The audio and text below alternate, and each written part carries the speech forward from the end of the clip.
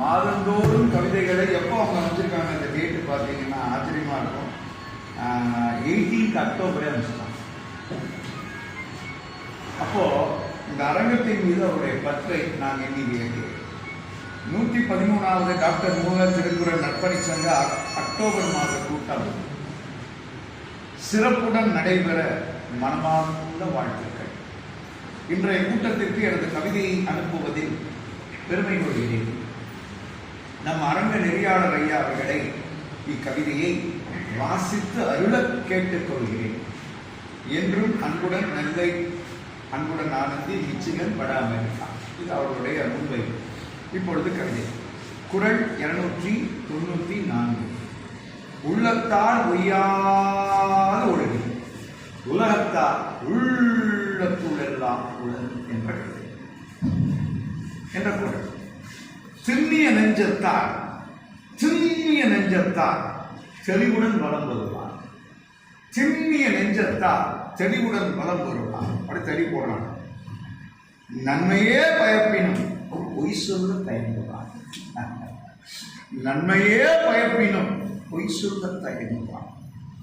உண்மையாய் இருப்போரை ஊரால் கொண்டாடுவான். உண்மையாய் இருப்பவரை ஊரால் கொண்டாடுவான். பொய் சொல்ல துணிந்தவரை பொருட்டாய் மதிக்க மாட்டார். பொய் சொல்ல துணிந்தவரை பொருட்டாய் மதிக்க மாட்டார். நேர்மையாய் இருப்போரை நேசத்துடன் அணுகுவார். பொய்யாய் நடிப்பவரை புத்தியுள்ளோர் அணுக மாட்டார். மனத்தாலும் பிழை செய்யா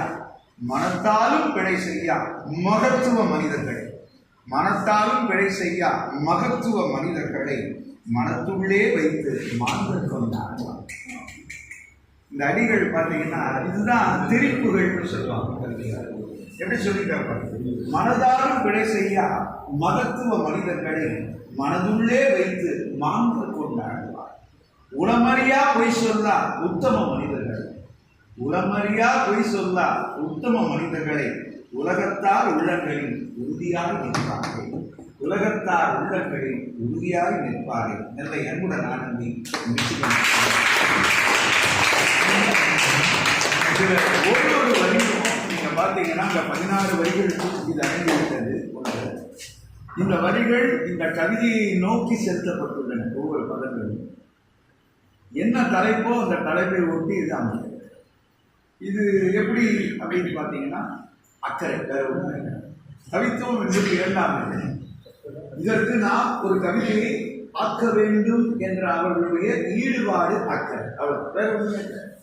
அதுபோல் நம்முடைய மக்களும் கவிதை எழுத ஆற்றல் வந்தவர்கள் போன்ற ஒரு அக்கறையுடன் இந்த மாதிரி என்ன தலைப்பு கொடுக்குறாங்க, ஏதோ குரல் ஒட்டி கொடுக்க போகிறோம், இதை நம்ம சிறப்பாக செய்யணும் அப்படின்னு நம்ம நினைக்கணும். அதனால அன்புடன் ஆனந்தியாரை டாக்டர் மூவா அரங்கம் மகிழ்ச்சியுடன் போட்டுகிறது.